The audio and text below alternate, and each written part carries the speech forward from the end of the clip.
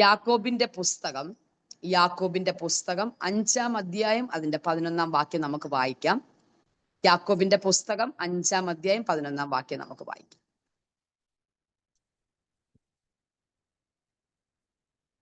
സഹിഷ്ണുത കാണിച്ചവരെ നാം ഭാഗ്യവാന്മാർ എന്ന് പുകഴ്ത്തുന്നു. യോബിന്റെ സഹിഷ്ണുത നിങ്ങൾ കേട്ടും കർത്താവ് വരുത്തിയ അവസാനം കണ്ടുമിരിക്കുന്നു. കർത്താവ് മഹാകരുണയും മനസ്സലിവും ഉള്ളവനല്ലോ. യോബിന്റെ സഹിഷ്ണുത നിങ്ങൾ കേട്ടും കർത്താവ് വരുത്തിയ അവസാനം കണ്ടുമിരിക്കുന്നു. എല്ലാവരും എന്റെ കൂടെ ആ വാക്യം ഒന്ന് പറയാമോ? യോബിന്റെ സഹിഷ്ണുത കേട്ടും കർത്താവ് വരുത്തിയ അവസാനം കണ്ടുമിരിക്കുന്നു. കേട്ടിരിക്കുന്നു, കണ്ടിരിക്കുന്നു. കേൾക്കാൻ ചിലത്, കാണാൻ ചിലത്. സ്തോത്രം. ഓക്കെ, കേൾക്കാൻ ചിലത്, കാണാൻ ചിലത്. യാക്കോബിന്റെ ലേഖനം എഴുതിയത് യേശുക്രിസ്തുവിന്റെ സഹോദരനായ യാക്കോബാണ്. വേദപുസ്തകത്തിൽ പുതിയ നിയമത്തിൽ ആദ്യം എഴുതിയ പുസ്തകം യാക്കോബിന്റെ പുസ്തകമാണ് കേട്ടോ. പുതിയ നിയമത്തിൽ ആദ്യം എഴുതിയ പുസ്തകം യാക്കോബിന്റെ പുസ്തകമാണ്. നമ്മൾ പുതിയ നിയമം ഇങ്ങനെ മത്തായി, മർക്കോസ്, ലൂക്കോസ് എന്ന രീതിയിലാണ് ക്രമീകരിച്ച് വെച്ചിരിക്കുന്നതിലും എങ്കിലും അതെഴുതിയ കാലഘട്ടം AD 48-49 കാലഘട്ടത്തിലാണ്. ബാക്കി പുസ്തകങ്ങളെല്ലാം അതിന് ശേഷമാണ് എഴുതിയത്. പക്ഷെ അറേഞ്ച് ചെയ്തപ്പോൾ നമ്മുടെ പുസ്തകം കൊണ്ടുവന്ന് ഇവിടെയാണ് വെച്ചിരിക്കുന്നത്. കാരണം ജനറൽ എപ്പിസ്റ്റൽസിനകത്ത്, പൊതുലേഖനങ്ങൾക്കകത്താണ് അത് വന്നിരിക്കുന്നത്. അതുകൊണ്ടാണ്. ഓക്കെ, ഒരറിവിന് വേണ്ടി പറഞ്ഞത് മാത്രമേ ഉള്ളൂ. പൗലോസ് വിശ്വാസത്താലുള്ള നീതീകരണം, വിശ്വാസത്താലുള്ള രക്ഷയെക്കുറിച്ച് പറയുമ്പോൾ യാക്കോബ് വിശ്വാസത്താലുള്ള പ്രവൃത്തിയാലാണ് വിശ്വാസം പൂർത്തീകരിക്കപ്പെടുന്നതെന്ന് പഠിപ്പിക്കുന്ന ഒരാളാണ്. ഇനിയും വെറും 108 വാക്യങ്ങൾ മാത്രമുള്ള ഈ ലേഖനത്തിൽ 4 പേരുടെ പേര് എഴുതിയിട്ടുണ്ട്. വെറും 108 വാക്യങ്ങളാണുള്ളത്. 4 പേരുടെ പേരുണ്ട്. ആരുടെയൊക്കെ പേരാണെന്ന് പറയാമോ? ആരുടെയൊക്കെ പേരുണ്ടെന്ന് പറയാമോ ഈ ലേഖനത്തില്? ആരേലുമൊക്കെ ഒരാളെങ്കിലും ഒന്ന് അൺമ്യൂട്ട് ചെയ്ത് ആരുടെയൊക്കെ പേരുണ്ടെന്ന് പറയാമോ? ഏലിയാവിന്റെ പേരുണ്ട്. യോബിന്റെ പേര് ഇപ്പൊ നമ്മൾ വായിച്ചപ്പം കണ്ടു.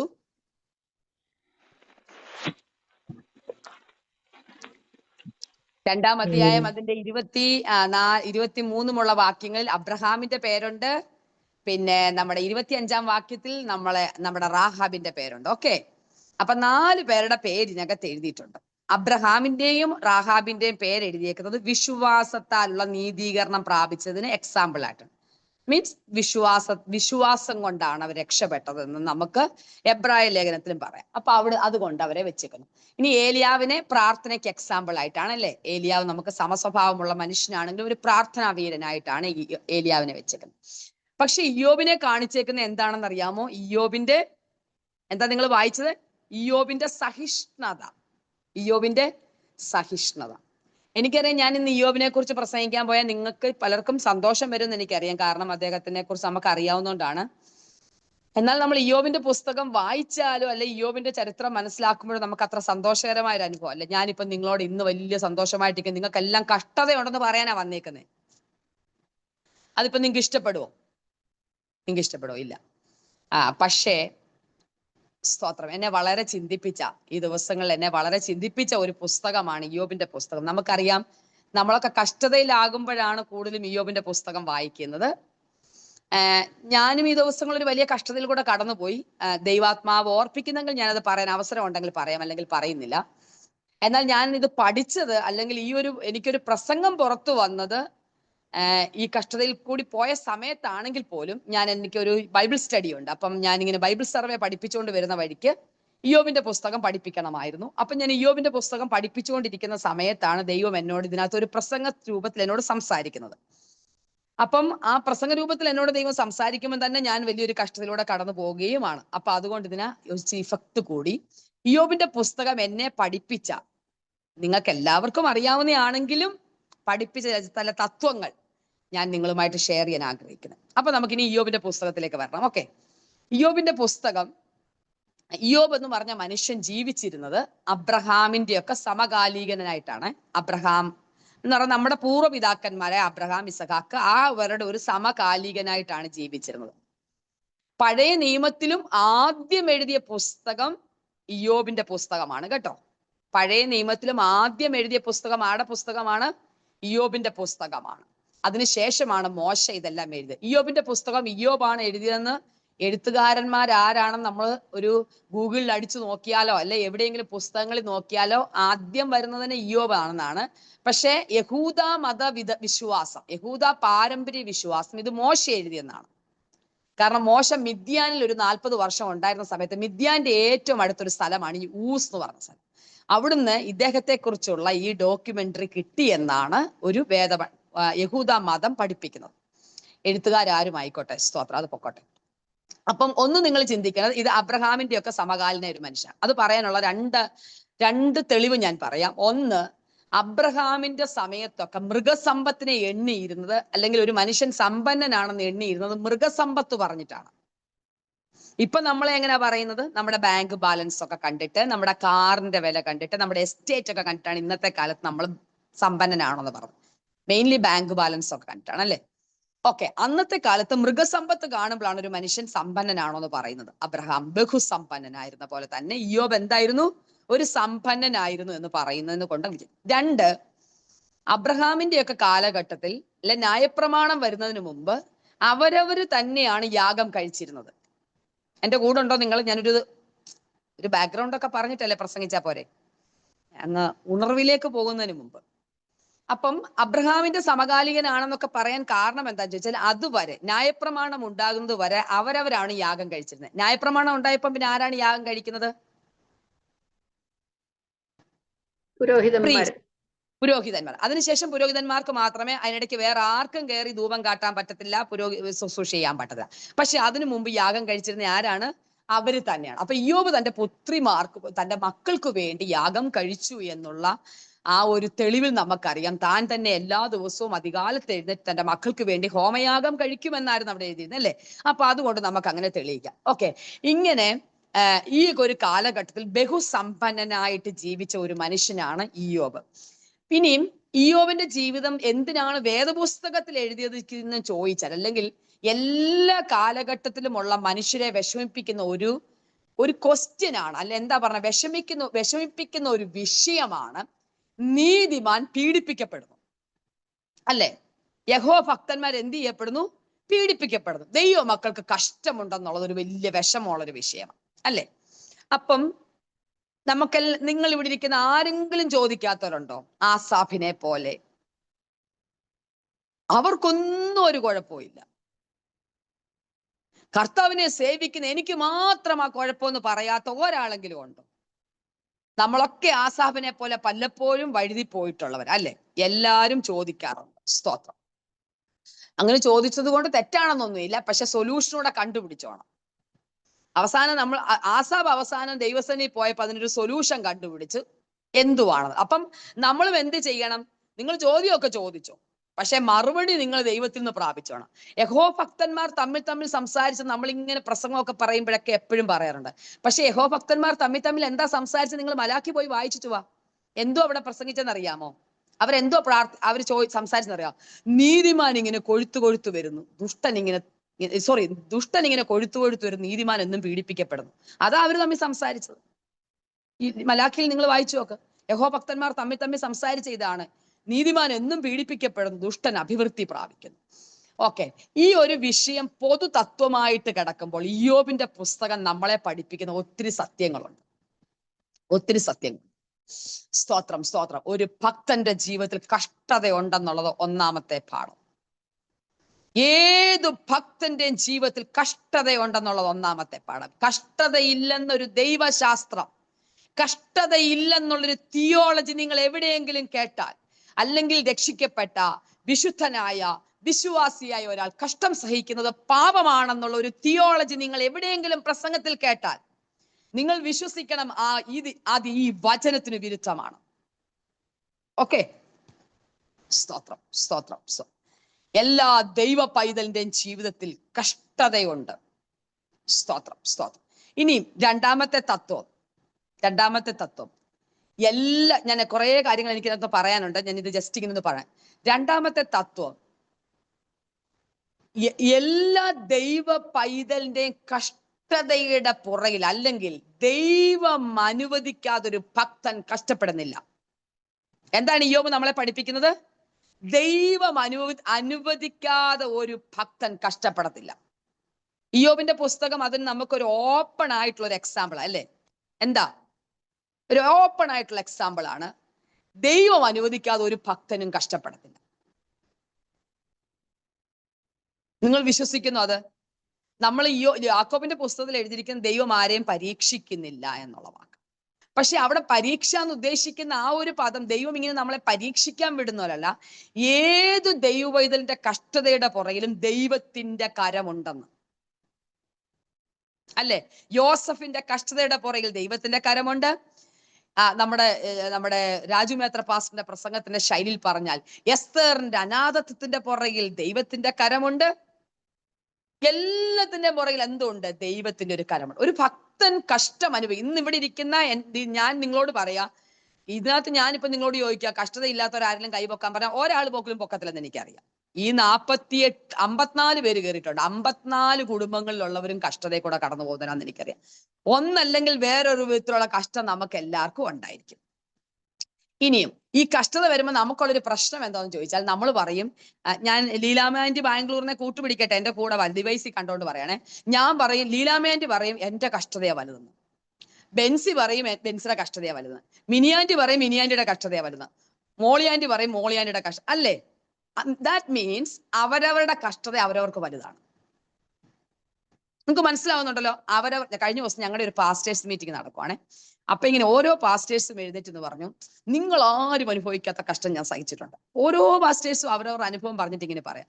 അപ്പൊ എല്ലാം കേട്ട് കഴിഞ്ഞിട്ട് ഞങ്ങളുടെ സെൻട്രൽ പാസ്റ്റർ എഴുന്നേറ്റിട്ട് പറഞ്ഞു, എനിക്ക് സമയം ഇങ്ങനെ എല്ലാ എക്സാമ്പിളും പറഞ്ഞു പോകാൻ സമയമില്ലെങ്കിൽ ഞാൻ വേഗം പറയാം. ഞങ്ങളുടെ സെൻട്രൽ പാസ്റ്റർ പറഞ്ഞു, നിങ്ങൾ എല്ലാവരും പറഞ്ഞു ഞാൻ കേട്ടു, നിങ്ങൾ ആരും അനുഭവിക്കാത്ത കഷ്ടങ്ങൾ ഞങ്ങൾ എല്ലാവരും ആ പദം ഉപയോഗിച്ചു, ആ ഒരു വേർഡ് ഉപയോഗിച്ചു, നിങ്ങൾ ആരും അനുഭവിക്കാത്ത കഷ്ടം ഞാൻ അനുഭവിച്ചിട്ടുണ്ട്. അപ്പം ഞങ്ങളുടെ സെൻട്രൽ പാസ്റ്ററാണ് ഏറ്റവും അവസാനം എഴുതിട്ട് പറഞ്ഞു, ഞാൻ ഒന്നും പറയുന്നില്ലെന്ന് വിചാരിച്ചതാ, ഇനി ഞാൻ അനുഭവിച്ച കഷ്ടം നിങ്ങൾ ആരെങ്കിലും അനുഭവിച്ചിട്ടുണ്ടോ? നിങ്ങൾ ഇത്ര നേരം പറഞ്ഞതിനകത്ത് അപ്പൊ പട്ടിണി കിടന്നവരുണ്ട്, പിള്ളേരെ ഫീസ് അടയ്ക്കാൻ പറ്റാത്തവരുണ്ട്, പിന്നെ വീടില്ലാത്ത ഒത്തിരി വിഷയങ്ങൾ അവരതിനകത്ത് വന്നിട്ടുണ്ടോ? സുവിശേഷ വേല നിമിത്തം അനുഭവിച്ച കഷ്ടങ്ങളൊക്കെയാണ്. അപ്പൊ ഇത് സ്ട്രെസ് ചെയ്ത് പറഞ്ഞ ഒരാൾ ഒരു എക്സ് മിലിറ്ററിന്ന് കർത്താവിന്റെ വേലയ്ക്ക് വന്നതാണ്. അപ്പൊ എക്സ് മിലിറ്ററി ആകുമ്പം ഒന്നുമല്ലെങ്കിൽ പുള്ളി പട്ടിണി കിടന്ന കാര്യമാണ് പറഞ്ഞേ, ഒന്നുമല്ലെങ്കിൽ ഒരു മാസം ഒപ്പിട്ട് വാങ്ങിക്കാൻ എന്തെങ്കിലും ഒന്നുണ്ടല്ലേ? അതൊരു പക്ഷെ കടം കൊടുത്തു പോയതായിരിക്കാം. ഇതിവിടെ കടം കൊടുക്കാൻ ഒപ്പിടാൻ പോലും ഒന്നും ഇല്ലാത്തവരെ ഞങ്ങൾ ബാക്കിയെല്ലാവരും, അക്കൗണ്ട് പോലും ഇല്ലാത്തവരെ ഞങ്ങൾ ബാക്കിയുള്ളവരും ഒക്കെ. മനസ്സിലായി? അപ്പൊ ഞങ്ങളുടെ പാസ്റ്ററുകൾ എഴുന്നേറ്റിട്ട് പറഞ്ഞു, നിങ്ങൾ ശരി, എനിക്ക് പറഞ്ഞവരെല്ലാം കിട്ടും. ഞാൻ കല്യാണം കഴിച്ച 1 വർഷം കഴിഞ്ഞപ്പോ എന്റെ ഭാര്യ സുഖമില്ലാതെ ഹോസ്പിറ്റലിൽ പോയി. 16ാമത്തെ ദിവസം ഡിസ്ചാർജ് ചെയ്യാമെന്ന് പറഞ്ഞു. പക്ഷെ ഞാൻ പ്രാർത്ഥിക്കുക, ദൈവമേ ഡിസ്ചാർജ് ചെയ്യരുതെന്ന്. അപ്പൊ പുള്ളി ചോദിച്ചു, ഒരാൾ ഹോസ്പിറ്റലിൽ അഡ്മിറ്റ് ആയാൽ ഡിസ്ചാർജ് ചെയ്യരുതെന്ന് പ്രാർത്ഥിച്ച ആരെങ്കിലും ഉണ്ടോ? ഇല്ല. നമ്മളെല്ലാം ദൈവമേ വേഗം ഡിസ്ചാർജ് ചെയ്യണേ. പക്ഷെ പുള്ളി പ്രാർത്ഥിച്ചു ഡിസ്ചാർജ് ചെയ്യണം, കാരണം പുള്ളിക്ക് ഡിസ്ചാർജ് ചെയ്താൽ പൈസ കൊടുക്കാനില്ല. അപ്പൊ 23ാമത്തെ ദിവസം ഇനി ഹോസ്പിറ്റലിൽ നിന്ന് കൊണ്ടുപോയേ പറ്റത്തുള്ളൂ. ഒരു ബില്ലും കൊടുത്തിട്ടുണ്ട്, പുള്ളിക്ക് പൈസയില്ല. പുള്ളി ചെയ്ത് എന്താ ചോദിച്ചാൽ, റോഡിൽ ഇറങ്ങിയിട്ട് തന്നെ അറിയാവുന്ന ഒരു മുസ്ലിം ഓട്ടോറിക്ഷക്കാരനോട് പറഞ്ഞു, സഹോദര, എവിടുന്നെങ്കിലും എനിക്ക് ഇച്ചിരി പൈസ അഡ്ജസ്റ്റ് ചെയ്ത് തരണം, അത് പലിശ കൊടുത്തായാലും ഞാൻ ഇയാൾക്ക് തന്നു തീർക്കാം എന്ന് പറഞ്ഞ് തലേന്ന് രാത്രി വെച്ചിരുന്നു. അപ്പം രാവിലെ ഡിസ്ചാർജ് ചെയ്യാൻ നേരം അദ്ദേഹം എന്തെങ്കിലും കൊണ്ടുവരുമെന്നുള്ള ആശയത്തിൽ ഇദ്ദേഹം ഇരിക്കുകയാണ്. ഈ മനുഷ്യൻ അവിടെ പോയി കിടന്ന് ചോദിക്കാവുന്നവരോടെല്ലാം ഈ മുസ്ലിം സഹോദരൻ ചോദിച്ചിട്ടെങ്ങും കിട്ടിയില്ല. അദ്ദേഹം എന്ത് ചെയ്യുന്നറിയാമോ? അദ്ദേഹത്തിന്റെ ഓട്ടോ വിറ്റു. അന്ന് രാവിലെ വിറ്റിട്ട് ആ പൈസ കൊണ്ടുവന്ന് പാസ്റ്ററെ കൊടുത്തിട്ട് പറഞ്ഞു, ഇപ്പൊ എവിടുന്നാ പൈസ ഉണ്ടായെന്ന് ചോദിച്ചപ്പോൾ പറഞ്ഞു, പൈസ ചോദിച്ചിട്ട് ആരും തന്നില്ല പാസ്റ്ററെ, പിന്നെ ഞാൻ എൻ്റെ ഓട്ടോ വിറ്റു. അദ്ദേഹത്തിന്റെ ഭാര്യയ്ക്കും കുഞ്ഞുങ്ങൾക്കും കഞ്ഞി കൊടുക്കേണ്ട ഓട്ടോ വിറ്റിട്ട് ആ പൈസ കൊണ്ടുവന്ന് പാസ്റ്റർ കൊടുത്തിട്ട് ഡിസ്ചാർജ് ചെയ്ത കഥ പറഞ്ഞപ്പം അപ്പൊ നമ്മുടെ കഷ്ടതയെല്ലാം എന്ത് ചെയ്യും? അപ്പം നമ്മുടെ എല്ലാം കഷ്ടതയ്ക്ക് ഇത്രയും അവനവൻ അനുഭവിക്കുന്ന കഷ്ടത അവരവർക്ക് വലുതാണെന്ന് മനസ്സിൽ വിചാരിച്ചു. ഓക്കെ, ഈ ഇയ്യോബിന്റെ കഷ്ടതയുടെ മുമ്പിൽ നമ്മൾ ആരും കൂട്ടുപിടിക്കരുത്. ഇയ്യോബിന്റെ കഷ്ടതയെ നമ്മൾ ആരും കൂട്ടുപിടിക്കരുത്. അത് നമ്മൾ ആരും സഹിക്കത്തില്ല. പക്ഷേ അത് സഹിക്കാൻ ഇയ്യോബിന് കൃപയുണ്ടായിരുന്നു. അപ്പൊ നമ്മുടെ കഷ്ടത നമുക്ക് വലുതാണ്. ഇയ്യോബിന്റെ കഷ്ടത, നമ്മൾ ഇയ്യോബിനെ പോലെ കഷ്ടപ്പെട്ടു എന്ന് നമുക്ക് പറയാൻ ഒട്ടും പറ്റത്തില്ല. കാരണം അതൊരു എന്താ പറയണ്ടേ, അത് വിശ്വസിക്കാൻ പറ്റുന്നതിന് അപ്പുറത്തൊരു കഷ്ടത. 10 മക്കളുടെ മരണം ഒന്നിച്ച്, പിന്നെ അത് കഴിഞ്ഞ മുഴുവൻ സമ്പത്തും പോയി, ദാസീദാസന്മാർ പോയി, ഒന്നും ശേഷിക്കാതെ, അവസാനം ശരീരം പോലും ശേഷിക്കാതെ കൂട്ടുകാർ വന്നപ്പോൾ ആ മനുഷ്യനാണെന്ന്, തന്റെ ഫ്രണ്ട് ആണെന്ന് കണ്ടാൽ മനസ്സിലാകാത്ത രൂപത്തിലൊരു രൂപം അവിടെ ഇരിക്കുകയാണ്. എത്ര വർഷം കൊണ്ട് നടന്നൊരു പ്രൊസീജിയർ ആണെന്ന് നമുക്കറിയത്തില്ല, എത്ര വർഷം കൊണ്ട് നടന്നൊരു വിഷയമാണെന്ന് നമുക്കറിയത്തില്ല. അത്രമാത്രം കഷ്ടപ്പെട്ടൊരു മനുഷ്യനെ നമുക്ക് കൂട്ടുപിടിക്കാൻ പറ്റില്ലെങ്കിലും സ്തോത്രം, സ്തോത്രം, സ്തോത്രം, സ്തോത്രം. ആമേൻ. എല്ലാ മനുഷ്യർക്കും അവരവരുടെ കഷ്ടത വലുതാണ്. ഓക്കെ, അപ്പൊ ഞാൻ പറഞ്ഞല്ലോ, എല്ലാ കഷ്ടതയുടെയും പുറകിൽ ദൈവത്തിന്റെ ഒരു കരമുണ്ട്. അല്ലെങ്കിൽ ഏത് കഷ്ടപ്പെടുന്ന മനുഷ്യനും ദൈവം അറിയാതെ കഷ്ടപ്പെടുന്നില്ല എന്നുള്ളത് നമ്മൾ അവിടെ പഠിച്ചിരിക്കണം. ഇനിയും അതിനകത്ത് പഠിക്കാനുള്ളൊരു കാര്യം സ്തോത്രം, നമുക്കെതിരെ ഒരു ആത്മമണ്ഡലമുണ്ടെന്ന് നമ്മൾ പഠിക്കണം. നമുക്കെതിരെ ഒരു പൈശാചിക മണ്ഡലമുണ്ടെന്നുള്ളത് നമ്മൾ പഠിച്ചിരിക്കണം. ഇവിടെ എന്താ നമുക്കറിയാം, സാത്താനും ചെന്നു ദൈവസന്നിധി. അപ്പൊ നമ്മളെ ചോദിക്കുന്ന, അല്ലെങ്കിൽ നമ്മുടെ അവകാശങ്ങളെ ചോദിക്കുന്ന, നമ്മുടെ ശരീരത്തെ ചോദിക്കുന്ന, നമ്മുടെ സമ്പത്തിനെ ചോദിക്കുന്ന, നമ്മുടെ മക്കളെ ചോദിക്കുന്ന ഒരു പൈശാചിക മണ്ഡലം നമുക്കെതിരെ ഉണ്ടെന്ന് എല്ലാ ദൈവമക്കളും മനസ്സിലാക്കിക്കൊള്ളണം. അത് നമുക്കൊരു അലേർട്ട് ആയിരിക്കണം. ചിലർ പറയും പിശാചില്ല, പോരാട്ടമില്ല, വ്യാപാരമില്ല എന്നൊക്കെ പറയുമായിരിക്കാം. എനിക്കറിയത്തില്ല. എനിക്ക് നന്നായിട്ട് അറിയാം പിശാചുണ്ടെന്നും പിശാചിന്റെ പ്രവർത്തികളുണ്ടെന്നും എനിക്ക് നന്നായിട്ട് അറിയാം. അങ്ങനെ ഉണ്ടെന്ന് തന്നെ നമ്മൾ വിശ്വസിക്കണം, ഇല്ലെന്ന് പറയരുത്. ഉണ്ട്. പക്ഷേ നമ്മൾ അതിനെ അല്ല ഭയപ്പെടുന്നതെന്നേ ഉള്ളൂ. നമ്മൾ അതിനെ ഭയപ്പെടുന്നില്ലെന്നേ ഉള്ളൂ. അതിന് കാരണം നമുക്ക് ജയാളിയായ ഒരു ക്രിസ്തു ഉള്ളതുകൊണ്ട്. പക്ഷെ നമുക്കെതിരെ വെല്ലുവിളിക്കുന്ന ഒരു പൈശാചിക മണ്ഡലം ഉണ്ടെന്ന് തന്നെ അറിഞ്ഞു വേണം ഒരു ഭക്തൻ ജീവിക്കാൻ. മനസ്സിലായല്ലോ? നമുക്കെതിരെ വെല്ലുവിളിക്കുന്ന അപവാദം പറഞ്ഞു, ഇയാൾക്ക് ഒത്തിരി പേര് കൊടുത്തിട്ടുണ്ട്. അപവാദി, സ്തോത്രം, സ്തോത്ര, അപവാദി, സാത്താന്, പിശാച്, അങ്ങനെ ഒരു പൈശാചിക മണ്ഡലം നമുക്കെതിരെ ഉണ്ട്. അവൻ നമ്മുടെ ശുശ്രൂഷയോട്, നമ്മുടെ കുടുംബജീവിതത്തോട്, നമ്മുടെ കുഞ്ഞുങ്ങളോട്, നമ്മുടെ സമാധാനത്തോട്, നമ്മുടെ ആരോഗ്യത്തോടൊക്കെ അവൻ വെല്ലുവിളിക്കും. അവൻ ഇത്രയേ ഉള്ളൂ വിഷയം. ജീന സിസ്റ്റർ വിശ്വാസം നിൽക്കുന്നത് ദൈവം വേലി കെട്ടിയത് കൊണ്ടാണെന്ന് തെളിയിക്കണം. ഞാൻ പറഞ്ഞ വാക്ക് കേട്ടോ. ജീന സിസ്റ്റർ വിശ്വാസത്തിൽ നിൽക്കുന്നത് ദൈവം വേലി കെട്ടിയത് കൊണ്ടാണെന്ന് അവന് തെളിയിക്കണം. പക്ഷെ എന്റെ കർത്താവിന് തെളിയിക്കണം, ജീന വിശ്വാസത്തിൽ നിൽക്കുന്നത് വേലി കെട്ടിയത് കൊണ്ടല്ല, ജീന ഒരു ദൈവ ഭക്തയായതുകൊണ്ടാണ് വേലി കെട്ടിയിരിക്കുന്നത്. നീ ഭക്തനായിരിക്കുന്നത് വേലി കെട്ടിയത് കൊണ്ടല്ല. നിങ്ങൾക്ക് മനസ്സിലാകുന്നോ? നീ ഭക്തനായിരിക്കുന്നത് വേലി കെട്ടിയത് കൊണ്ടല്ല, നീ ഒരു ഭക്തനായതുകൊണ്ടാണ് വേലി കെട്ടിയിരിക്കുന്നതെന്ന്. സ്തോത്രം, സ്തോത്രം, സ്തോത്രം, സ്തോത്രം, സ്തോത്രം. മനസ്സിലായോ ഞാൻ പറഞ്ഞ ആശയം? മനസ്സിലായോ? പിശാച് പറഞ്ഞു, നീ അവനെ വേലി കെട്ടിയത് കൊണ്ടാണ് അവൻ ഭക്തനായിരിക്കുന്നത്. കർത്താവ് പറഞ്ഞു, ഞാൻ വേലി കെട്ടിയത് കൊണ്ടല്ല അവൻ ഭക്തനായിരിക്കുന്നത്. അവൻ ഭക്തനായതുകൊണ്ട് ഞാനങ്ങ് വേലി കെട്ടി.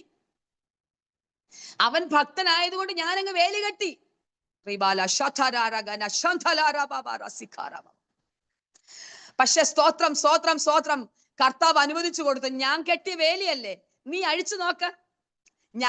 അവൻ ഭക്തനായതുകൊണ്ട് ഞാനൊരു വേലി കെട്ടി അവന്, തൊടണ്ട എന്ന് വിചാരിച്ചു. പക്ഷെ നീ ഒന്ന് അഴിച്ചു നോക്ക്. നീ അഴിച്ചാലും അവൻ ഭക്തനായിരിക്കും. എന്റെ പിതാവിനറിയാം.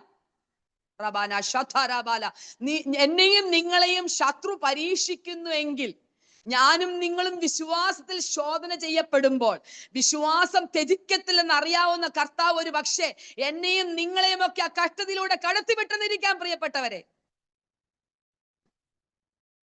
അതെന്തുകൊണ്ടാണെന്ന് ചോദിച്ചാൽ, നിങ്ങൾ വിശ്വാസം തള്ളിക്കളയത്തില്ലെന്ന് എന്റെ കർത്താവിന് നന്നായിട്ട് അറിയാം. അതുകൊണ്ടാണ്. എന്താ പത്രോസിനെ വിട്ടുകൊടുക്കാഞ്ഞേ? എഴുതിയിരിക്കുന്നത് എന്താ? പത്രോസേ, നീ വീമ്പൊക്കെ അടിച്ചല്ലോ, പക്ഷെ ഒരു കുച്ചം കാറ്റടിക്കുമ്പോൾ എന്തോ എങ്ങനെ എഴുതിയേക്കുന്നേ? കോതമ്പ് പാറ്റുന്നത് പോലെ. എന്റെ പൊന്ന് പത്രോസേ, ആമേൻ, സ്വത്രം, ഒരു കുഞ്ഞു കാറ്റടിക്കുമ്പോൾ നിന്റെ വിശ്വാസം പോകുമെന്ന് ആമേൻ അറിയാവുന്നത് കൊണ്ട് ഞാൻ നിന്നെ വിട്ടുകൊടുത്തില്ല. സ്വത്രം, സ്വത്രം, സ്വത്രം, സ്വത്രം. അതുകൊണ്ട് ആർക്കെങ്കിലും കഷ്ടതയിലും തോന്നിക്കുന്ന നിങ്ങൾ വിചാരിച്ചോ, നിങ്ങൾ അന്നരേ പറന്നു പോകുമെന്ന് കർത്താവിന് അറിയാവുന്നത് കൊണ്ടാണ് കഷ്ടത തരാഞ്ഞ്. അല്ല, ആമേൻ, ആമേൻ. ഇയ്യോബിന്റെ വീട്ടിലെ കാറ്റിന്റെ ഒക്കെ പേരവിടെ ഇട്ടുണ്ട് അല്ലേ? അത്രയും വലിയ കാറ്റടിച്ചിട്ടും ഇയ്യോബ് എന്ന ഭക്തൻ പറന്നുപോയില്ല.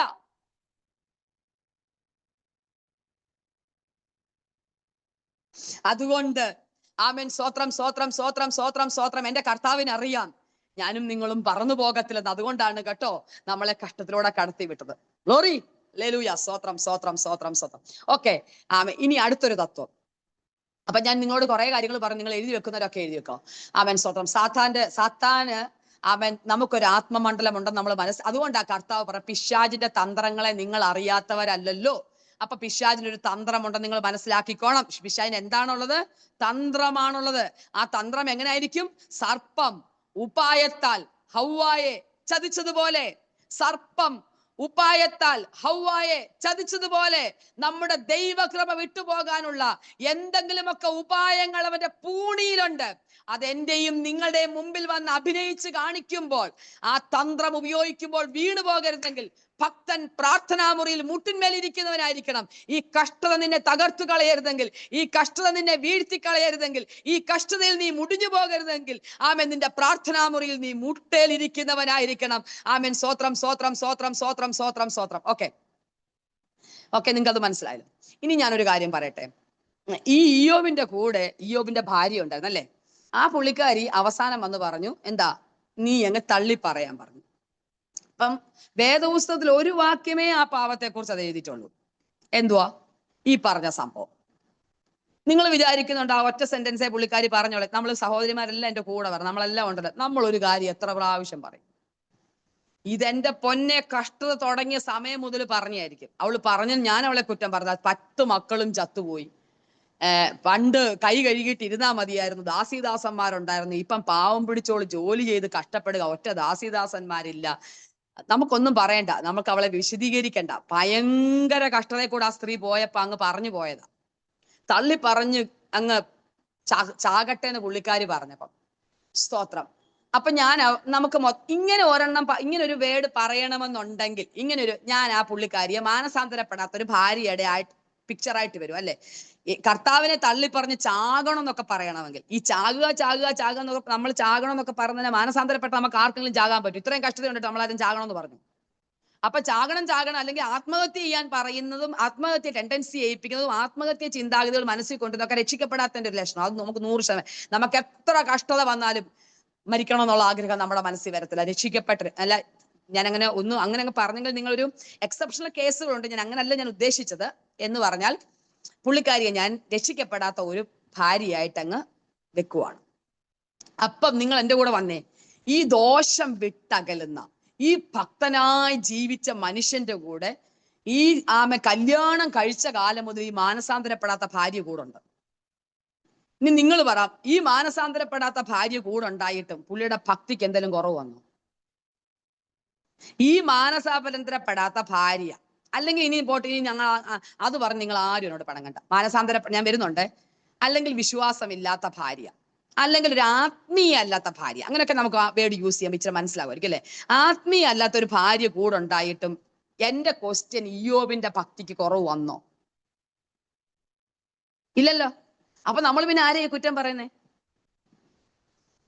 എനിക്ക് ആത്മീയമായിട്ട് ജീവിക്കാൻ പറ്റത്തില്ല. അച്ചായൻ ഭയങ്കര പ്രശ്നം. അച്ചായൻ ആത്മീയനല്ല, അച്ചായൻ രക്ഷിക്കപ്പെട്ടില്ല, അച്ചായൻ ബോൺ അഗൈൻ അല്ല, അച്ചായൻ രക്ഷിക്കപ്പെട്ടില്ല, അച്ചായൻ ആത്മീയനല്ല, അച്ചായൻ ആണ് എന്റെ പ്രശ്നം. ഇനി പാസ്റ്റർമാരും അച്ചായന്മാരും ഒക്കെ ഇവിടെ ഉണ്ടല്ലോ.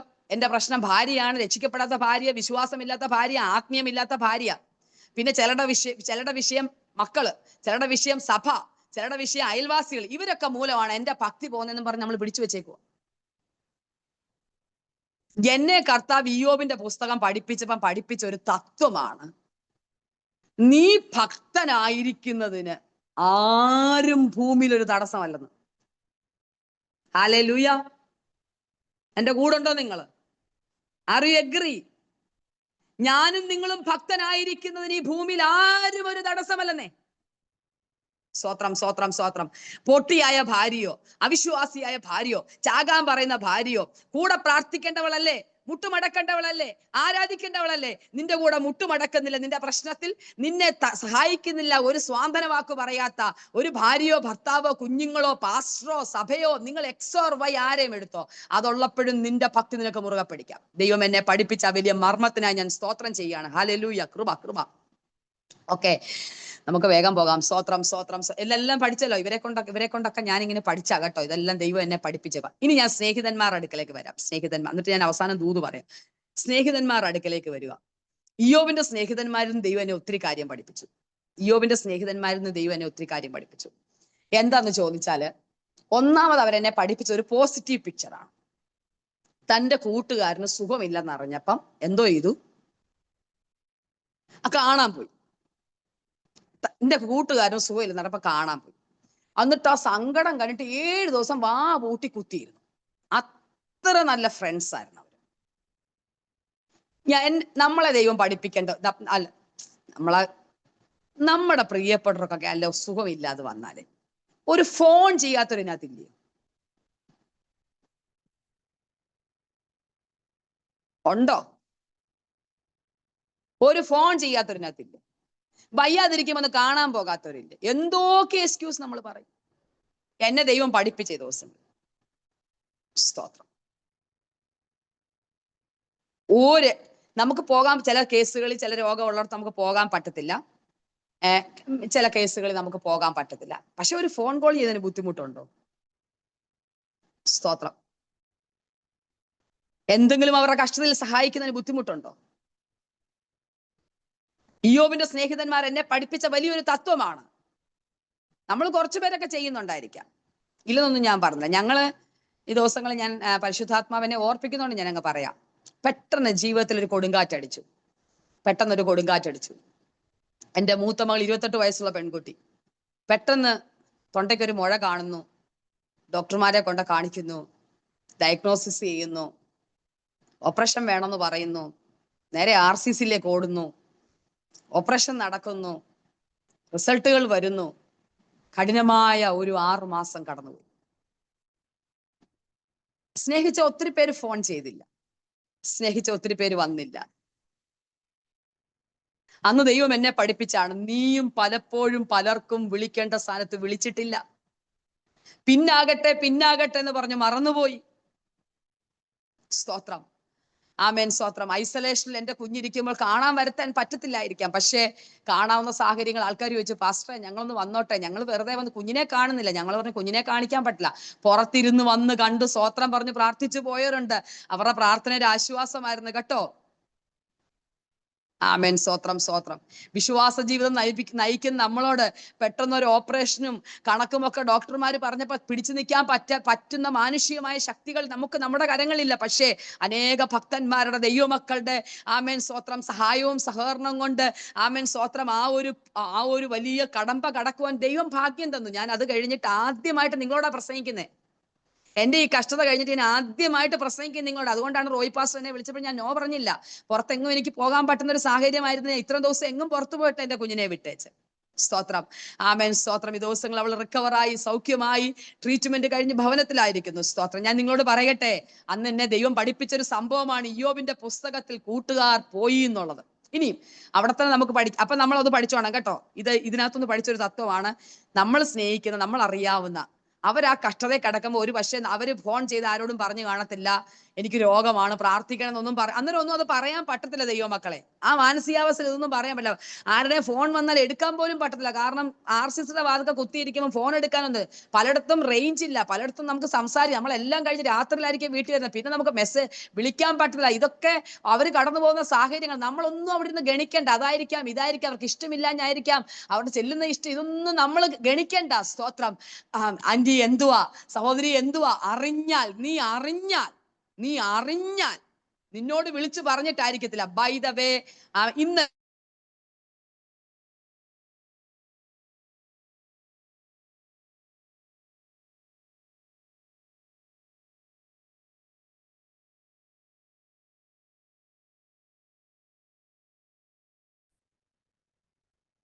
കറണ്ട് പോയതുകൊണ്ടാണ്.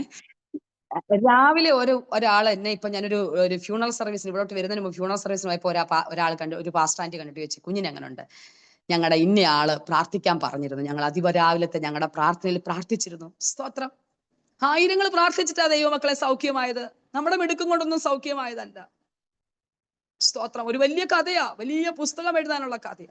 അതുകൊണ്ട് ഞാൻ നിങ്ങളോട് അന്ന് ഞാൻ ഒരുപക്ഷെ അന്നേരം നമുക്ക് വിളിച്ചു പറഞ്ഞൊന്നും പറയാൻ പറ്റിയില്ലെങ്കിലും കേട്ടവർ, അറിഞ്ഞവർ ആമേൻ സ്തോത്രം വിളിക്കുകയും പറയുകയും ചെയ്യുന്ന എന്നെ ഇവരുടെ സത്യത്തിൽ പഠിപ്പിച്ചു. ഇനി ഇവർക്ക് പറ്റിയ ഒരു പ്രശ്നമുണ്ട്. ഇവര് കുറച്ചു കഴിഞ്ഞപ്പോ ഇരുന്ന് ചിന്തിച്ചു, ഇങ്ങനെ ഇയ്യോബ് ഇത്രയും ഭക്തനായിട്ട് ജീവിച്ചിട്ട് ഇത്രയും വലിയൊരു കഷ്ടം വരാനുള്ളത് കാരണം ഇവര് കുത്തിയിരുന്ന് ചിന്തിച്ചപ്പോ ഇല്ല, പുള്ളി ഇവരുടെ തലയ്ക്കകത്തോട്ട് തോറ്റുപോയൊരു പുള്ളി അപ്പുറത്തുണ്ടല്ലോ, ആ പുള്ളി ഇവരുടെ തലയ്ക്കകത്ത് കൊടുത്ത ചിന്തകളാണ്. ഇവർ നല്ല മനുഷ്യരൊക്കെയാണെന്ന് ഞാനങ്ങ് വിശ്വസിക്കുക. ഇവരുടെ മനസ്സിനകത്ത് കൊടുത്ത ചിന്തയാണ് ഈ പുള്ളി എന്തോ കുരുത്തക്കേട് കാണിച്ചിട്ടാണ് ഇങ്ങനെ സംഭവിച്ചത്. പിടികിട്ടില്ല. അപ്പൊ നമ്മുടെ എല്ലാ മനസ്സിൽ ഒരാൾക്ക് സുഖം ഇല്ലാതെ വരുമ്പോൾ നമ്മുടെ മനസ്സിൽ ഇതൊക്കെ വരും. അതൊക്കെ നമ്മൾ ലിറ്ററലി കേട്ട കാര്യങ്ങളായതുകൊണ്ട് പറയാം. നമ്മൾ ചിന്തിക്കും ഇന്നത് കൊണ്ടായിരിക്കാം, അതിലെ പിശാച് കൊണ്ടിട്ടുന്ന ചിന്തയായിരിക്കും ഇന്നത് കൊണ്ടൊക്കെ ആയിരിക്കാം എന്ന്. അങ്ങനെ നമുക്ക് ആരെയും വിധിക്കാൻ പറ്റത്തില്ല. നോക്കി, ഈ കൂട്ടുകാരുടെ മനസ്സിൽ വന്ന ചിന്ത, അവിടെ എഴുതിയിരിക്കുന്ന ചിന്തകൾ ഞാനിങ്ങനെ ലിറ്ററലി പറയാം. പുള്ളിക്ക് അവർ എഴുതിയേക്കുന്നതാ, ഇച്ചിരിയും ചെളിയില്ലാതെ താമര വളരുമോ? നിങ്ങൾ വായിച്ചിട്ടുണ്ടല്ലോ അല്ലേ? ഒരു കൂട്ടുകാരൻ ചോദിച്ചു, ഇച്ചിരിയും ചെളിയില്ല, ഞാനിങ്ങനെ മലയാള ഭാഷയെ പറഞ്ഞ നമ്മുടെ നാട്ടിൽ അതിന് ചേരുന്ന ഒരു പഴഞ്ചൊല്ലുണ്ട്, അല്പം ഡാഷ് അല്പം, അല്ലേ? പറയത്തില്ലേ നമ്മള്? ഓടം കേട്ട ഉടൻ തന്നെ നമ്മൾ എന്തോ പറയും? അല്പം നാറത്തില്ല.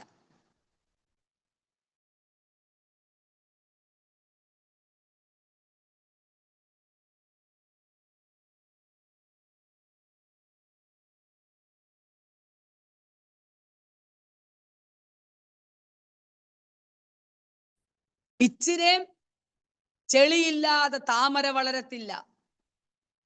അപ്പൊ ഇതൊക്കെ കുത്തിയിരുന്ന് മോന്തയ്ക്ക് നോക്കി പറയാ കേട്ടോ, വല്ലവരുടെ വീട്ടിൽ പോയിരുന്നു പറയല്ല, മുഖത്ത് നോക്കിയാ പറഞ്ഞത്.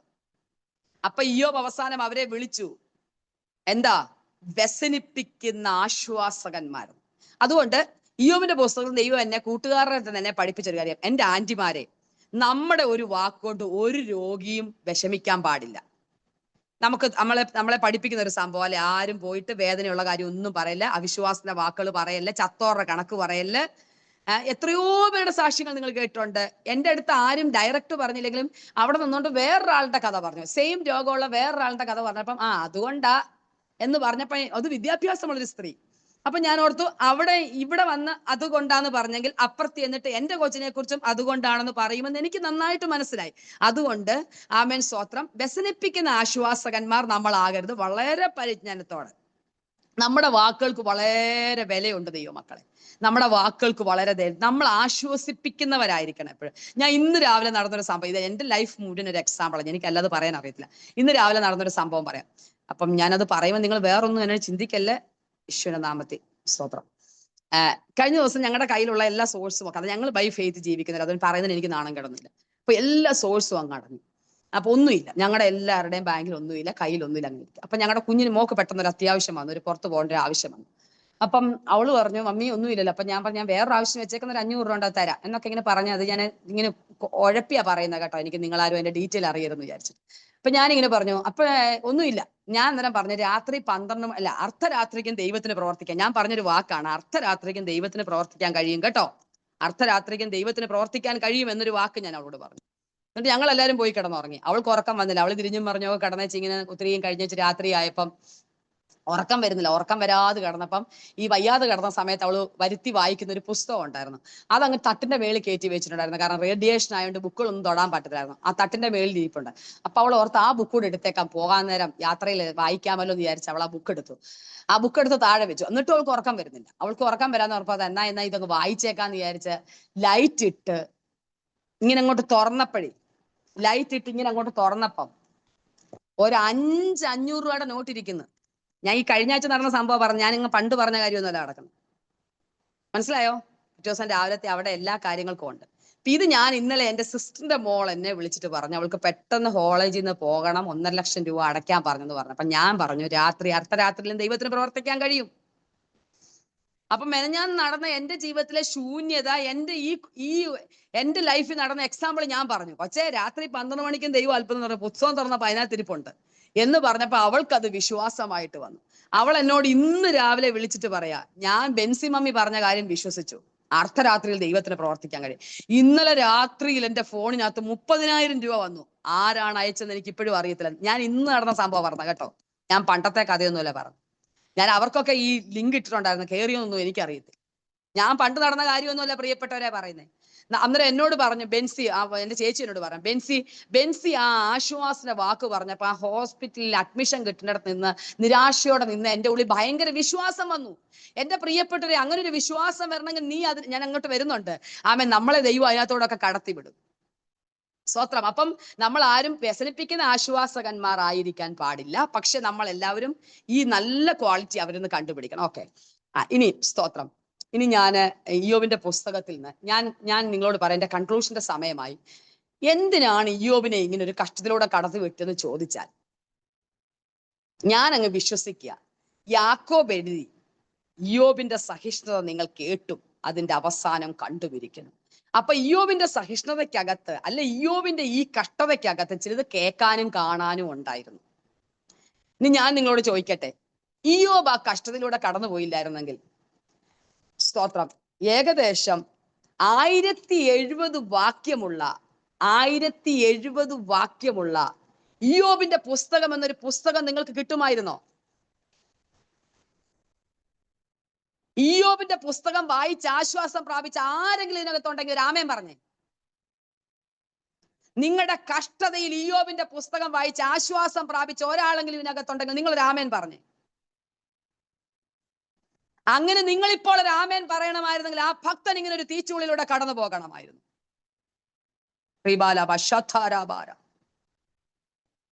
ആ ഭക്തൻ അങ്ങനെ ഒരു തീച്ചുളയിലൂടെ കടന്നു പോയത് കൊണ്ടാണ് 1070 വാക്യങ്ങളുള്ള ഒരു പുസ്തകം എഴുതി വെച്ചതെന്ന് നിങ്ങൾ വിശ്വസിക്കും.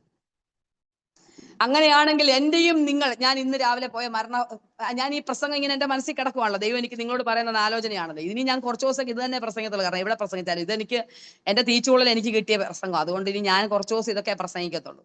സ്തോത്രം. കാരണം അപ്പൊ ഞാൻ ഇത് എന്റെ തലയിൽ കൂടെ പോയപ്പോഴേ ഈ ഫ്യൂണറൽ സർവീസിന് പോയി. 55 വയസ്സുള്ള അമ്മാമ്മ അവിടെ മരിച്ച് വീടിനകത്ത് സിറ്റ് ഔട്ട് പോലും ഇല്ല. റോഡിന്റെ വാതുക്കൽ ഇരിക്കുന്ന ഒരു വീട്, ബോഡി വെക്കാൻ പറ്റുന്ന പള്ളിയിലേക്ക് കൊണ്ടുപോയി. അവിടെ ദുഃഖത്തിന്റെ പാനപാത്രം എന്നുള്ള പാട്ട് പാടാൻ ആളില്ല, അവർ പൈസ ഇല്ലാത്തവരാ. പക്ഷെ ആ വണ്ടിയെ കെട്ടിയേക്കുന്ന പാട്ടിനകത്ത് ദുഃഖത്തിന്റെ പാനപാത്രം എന്നുള്ള പാട്ട് കേട്ടപ്പോ ഞാൻ ഓർത്തു, സാധു കൊച്ചു കുഞ്ഞു ഉപദേശി ആ പാട്ട് എഴുതിയത് ആശ്വസിക്കാത്ത ഒരാളെങ്കിലും ഈ ഭൂമിയിലുണ്ടോ? പക്ഷെ സ്വന്തം കുഞ്ഞിനെ സ്വന്തം കൈകൊണ്ട് അടക്കി വെച്ച് പാടിയ പാട്ടാണ്. അങ്ങനെയാണെങ്കിൽ ഞാനും നിങ്ങളും കടന്നു പോകുന്ന കഷ്ടങ്ങൾ, today's test is A testimony നിങ്ങൾക്ക് പറയാൻ പറ്റും. ഇന്ന് നിങ്ങൾ പോകുന്ന കഷ്ടങ്ങൾ നാളെ നിങ്ങൾക്ക് ഒരു ടെസ്റ്റിമണി ആയിട്ട് തരുമെന്ന് വിശ്വസിച്ച്, അത് എക്സ് ഓർ വൈ എന്തുമാകട്ടെ, നീ കടന്നു പോകുന്ന രോഗം, നിന്റെ കുഞ്ഞിന് അനുഭവിക്കുന്ന കഷ്ടങ്ങൾ, ഇന്ന് നീ അനുഭവിക്കുന്ന മാനസിക വ്യതകൾ, ഇന്ന് നീ കടന്നു പോകുന്ന എല്ലാ കഷ്ടങ്ങളും നാളത്തെ നിന്റെ ജീവിതത്തിൽ ഒരു അനുഭവമായിരിക്കും. ഒരു പാട്ടിന്റെ വരിയായിട്ടത് പുറത്തു വരുമെങ്കിൽ സ്തോത്രം പറഞ്ഞേ കഷ്ടതയ്ക്കായിട്ട്. ഹല്ലേലൂയ. സ്തോത്രം സ്തോത്രം സ്തോത്രം സ്തോത്രം സ്തോത്രം സ്തോത്രം സ്തോത്രം സ്തോത്രം. ഇയ്യോബിന്റെ കഷ്ടത, ഇയ്യോബിന്റെ കഷ്ടത, ഇയ്യോബ് കടന്നുപോയ വിഷയങ്ങൾ, ഇയ്യോബ് കടന്നുപോയ ആ വലിയ സങ്കടങ്ങൾ ഒക്കെ എനിക്ക് ഓർമ്മയുണ്ട്. ഞങ്ങളുടെ ശുശ്രൂഷ, ഞങ്ങളൊരു സഭാ ശുശ്രൂഷനും കുടുംബമായിരുന്നു.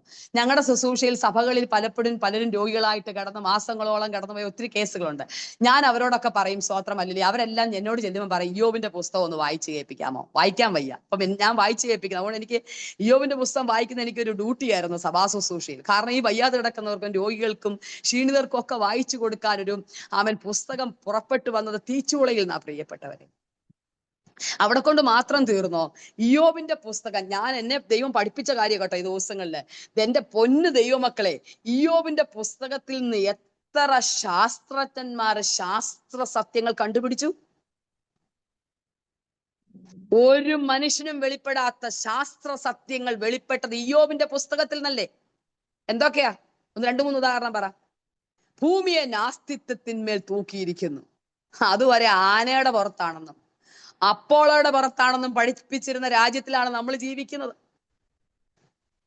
അസുരന്റെയും ദേവന്റെയും പുറത്താണ് ഇരിക്കുന്നത് പഠിപ്പിച്ച ലോകത്തിൽ നമ്മൾ ഇരിക്കുമ്പോൾ ഇവിടെ എഴുതിയിരിക്കുക നാസ്തിത്വത്തിന്മേൽ തൂക്കിയിരിക്കുന്നു. ഈ കോടി ഗോളങ്ങളെല്ലാം കൂടി ഇങ്ങനെ അട്രാക്ഷന് നിൽക്കുകയാണ്, ഒന്നിനോടൊന്ന് ആകർഷണത്തിൽ നിൽക്കുകയാണ്. ഏതെങ്കിലും പുള്ളി പണി മുടക്കിയാൽ ഇന്ന് നമ്മൾ വരത്തില്ലായിരുന്നു. അത്ര ദൈവം ഇത് അഡ്ജസ്റ്റ് ചെയ്ത് വെച്ചേക്കുവാണെന്ന് ശാസ്ത്ര ലോകം കണ്ടുപിടിച്ചത്. സ്തോത്രം. അതുവരെ സ്വന്തം ശാസ്ത്രജ്ഞന്മാർ അങ്ങോട്ടും ഇങ്ങോട്ടും ഇതിന്റെ പേരും പറഞ്ഞ് തല്ലുകയായിരുന്നു. പക്ഷെ അവർക്ക് വെളിപ്പെട്ട് കിട്ടിയ ഈ സത്യം എന്താണെന്ന് അറിയാമോ? ഇയ്യോബിന്റെ പുസ്തകം വായിച്ചാണ്. ഇലക്ട്രിസിറ്റി കണ്ടുപിടിച്ചത് ഇയ്യോബിന്റെ പുസ്തകം കണ്ടുപിടിച്ചല്ലേ.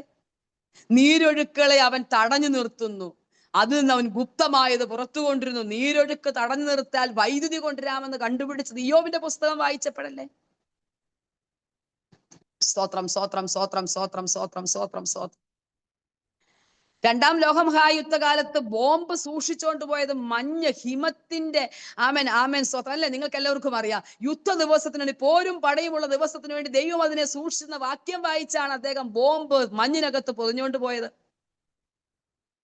അപ്പൊ എന്റെ പൊന്നു ദൈവമക്കളെ, ചില ശാസ്ത്ര സത്യങ്ങൾ പുറത്തു വരണം. ഇയ്യോബേ, നീ ചൊറിയണ്ടേ.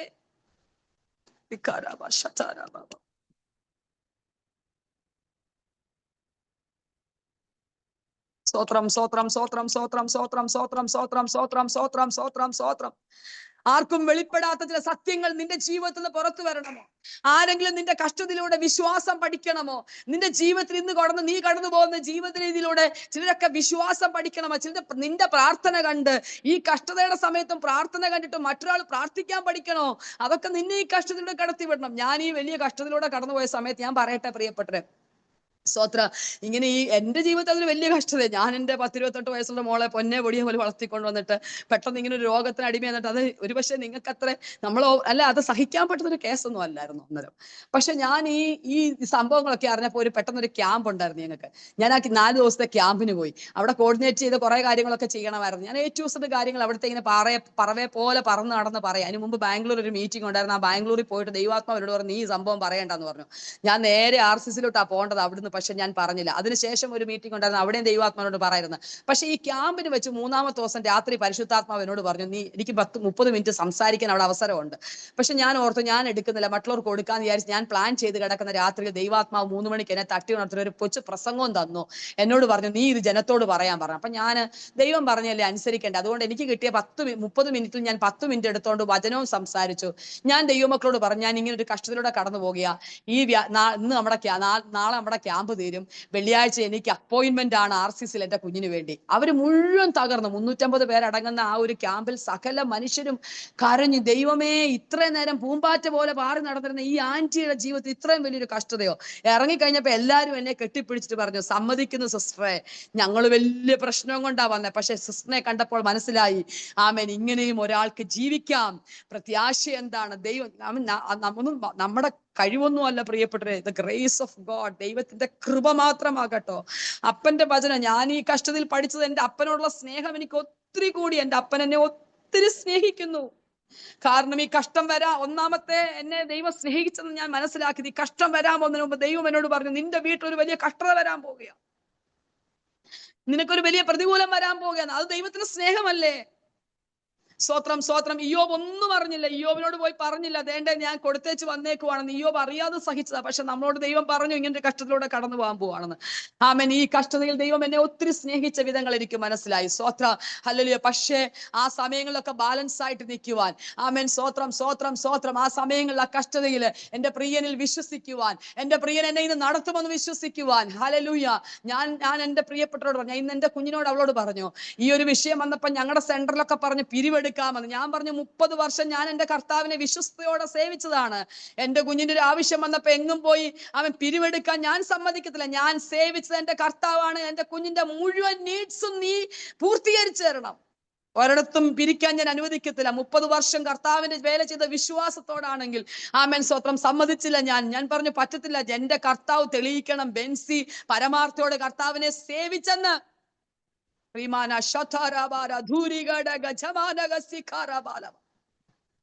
പ്രിയപ്പെട്ടവരെ, സ്തോത്രം, സമയം വളരെ പോകുന്നല്ലോ. നിർത്തുവാനുള്ള സമയമായെന്ന് എനിക്ക് തോന്നുന്നു. സ്തോത്രം, സ്തോത്രം, സ്തോത്രം, സ്തോത്രം, സ്തോത്രം, സ്തോത്രം, സ്തോത്രം. ഇയ്യോബിന്റെ ജീവിതം കൊണ്ട്, അവൻ അല്ലെ, ഇയ്യോബിന്റെ മൊത്തം അനുഭവം കൊണ്ട് ദൈവം എന്നെ പഠിപ്പിച്ച ഒത്തിരി മർമ്മങ്ങളാ. സ്തോത്ര, ഹല്ലേലൂയ, സ്തോത്രം. ഭോഷത്വമൊക്കെ പുള്ളിക്കാരന് വന്നു, സ്വയം നീതിയൊക്കെ പുള്ളിയുടെ ജീവിതത്തിൽ വന്നു. പുള്ളി ഇത്രയും പറഞ്ഞു, എന്നെ ഈ തീയിലോട്ടിട്ടാ ഞാൻ പൊന്നുപോലെ പുറത്തു വരും. അതുകൊണ്ട് സ്തോത്രം, സ്തോത്രം, സ്തോത്രം. ആരെങ്കിലും തീയിലോട്ട് കയറിയിട്ടുണ്ടെങ്കിൽ പൊന്നുപോലെ പുറത്തു വരാനാണ്. സ്തോത്രം, ആമേൻ, സ്തോത്രം. തീ ഇട്ടപ്പം പിശാചി ചിരിച്ചോണ്ട് നിന്നു, തീർന്നടി നിന്റെ ആശയൊക്കെ. പക്ഷേ ഇട്ടവൻ അറിയാം നിന്റെ ഉള്ളിൽ കുറെ കീടമൊക്കെ ഉണ്ട്. എനിക്കിതൊക്കെ ഉദാഹരണം പറയണം എന്നൊക്കെ ഓക്കെ, താങ്ക് യു പാസ്റ്റർ. ആമേൻ, സ്തോത്രം. എനിക്കിതൊക്കെ ഉദാഹരണമായിട്ട് പറയണമെന്നൊക്കെ എനിക്ക് ആഗ്രഹമുണ്ട്. അതെന്താന്ന് ചോദിച്ചാലും, ഞാനൊരു സാധാരണ പാസ്റ്റർ ഭാര്യയായിരുന്നു. എൻ്റെ ഈ സാക്ഷ്യം ആസാദി ടിവിയിലും ആരോമായിലും ജോയ്സ് ടിവിയിലും എല്ലാം കിടപ്പുണ്ട് കേട്ടോ. ഞാൻ ഒരു സാധാരണ പാസ്റ്റർ ഭാര്യയായിരുന്നു.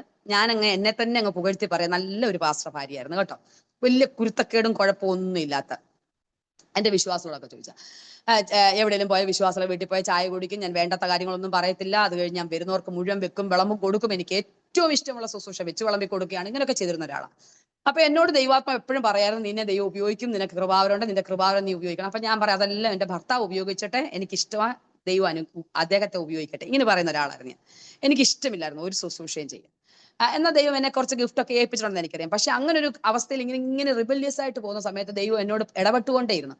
പെട്ടെന്ന് ഞങ്ങൾ വടക്കേന്ത്യയിൽ ഒരു 18-20 വർഷം വേല ചെയ്തിട്ടാണ് പെട്ടെന്ന് നാട്ടിലോട്ട് വരുന്നത്. നാട്ടിലോട്ട് വന്നപ്പോഴത്തെ ഈ പിക്ചറൊക്കെ അങ്ങ് മാറി, വേറൊരു ലെവലിലേക്ക് മാറി. ജീവിതത്തിൽ ഇങ്ങനെ കഷ്ടതയുടെ കാറ്റടിക്കാൻ തുടങ്ങി. വലിയ സോഫ്റ്റഡ് ആയിട്ടൊക്കെ ജീവിച്ചെടുത്തുനിന്ന് പെട്ടെന്ന് ഇങ്ങനെ പ്രശ്നങ്ങൾ വരാൻ തുടങ്ങി. ഒന്ന് മാറി ഇങ്ങനെ വീട്ടിലെ മരണങ്ങളെ, രോഗങ്ങളെ, ദുഃഖങ്ങളെ, അമ്മ മരിക്കുന്നു, അമ്മായിമ്മ മരിക്കുന്നു, ചേട്ടൻ മരിക്കുന്നു, 2 മാവിമാര് മരിക്കുന്നു, എല്ലാം ഒരു 6 മാസത്തെ ഗ്യാപ്പിൽ ഇങ്ങനെ മരണം വീട്ടിൽ നിന്ന് മാറാൻ നിൽക്കുക. ഇവരെല്ലാം ശുശ്രൂഷിച്ചത് ഞാനാ. ഇവരുടെ എല്ലാം ബെഡിൽ കിടന്ന് ഇവരുടെ ബെഡിലെ കാര്യങ്ങൾ നോക്കുന്നത്, വീട്ടിലെ കാര്യം എല്ലാം ബെൻസിയാ ചെയ്യുന്നത്. അപ്പൊ കുറേ ദിവസങ്ങളായിട്ട് ബെൻസി ഉറങ്ങിയിട്ടില്ല, ഈ രോഗികളെ ശുശ്രൂഷിക്കുക. അപ്പൊ എല്ലാം കഴിഞ്ഞിട്ട് ചേട്ടൻ മരിച്ചതാണ് ഏറ്റവും സങ്കടം. 52 വയസ്സുള്ള ചേട്ടനെയും ശുശ്രൂഷിച്ച് വിട്ടു. 1 മാസം കഴിഞ്ഞപ്പോഴാണ് എന്റെ ഹസ്ബൻഡ് ഏണിയിൽ നിന്ന് താഴെ വീണു. നട്ടലിന്റെ 2 കശേര് പൊടിഞ്ഞു കൊടുത്തു. തിരുവനന്തപുരം മെഡിക്കൽ കോളേജിൽ എടുത്തോണ്ട് ഓടുക. അപ്പൊ ഈ സമയത്ത് ഇത്രയും ദിവസം ഞാൻ പറഞ്ഞല്ലോ, ഞാൻ മാസങ്ങളായി ഉറങ്ങിയിട്ട്. അപ്പൊ ഇതിങ്ങനെ സീരിയസ് ആയിട്ട് ഞങ്ങളുടെ വീട്ടിൽ നടന്നുകൊണ്ടിരിക്കുക. അപ്പൊ ഞാൻ ഈ ഹസ്ബൻഡിനെ തിരുവനന്തപുരം മെഡിക്കൽ കോളേജിലോട്ട് കൊണ്ടുവന്നേരം എന്റെ ചേട്ടന്റെ മോൻ വിളിച്ചിട്ട് പറഞ്ഞു, ചേച്ചി ഇങ്ങനെ അച്ഛനെ ഇങ്ങനെ വീണു, ഇങ്ങനെ കൊണ്ടുപോകാണെന്ന് പറഞ്ഞു. അപ്പൊ ഞാൻ ഇങ്ങനെ മണക്കാല സെമിനാറിൽ ആ സമയത്ത് ഗ്രാജുവേഷൻ കണ്ടോണ്ട് ഇങ്ങനെ കസാറയിൽ ഇരിക്കുക. പെട്ടെന്നാണല്ലോ ഇത് കേൾക്കുന്നത്. അവിടെ നിന്നോട് ഞാൻ കർത്താവിനോട് ചോദിച്ച, കർത്താവേ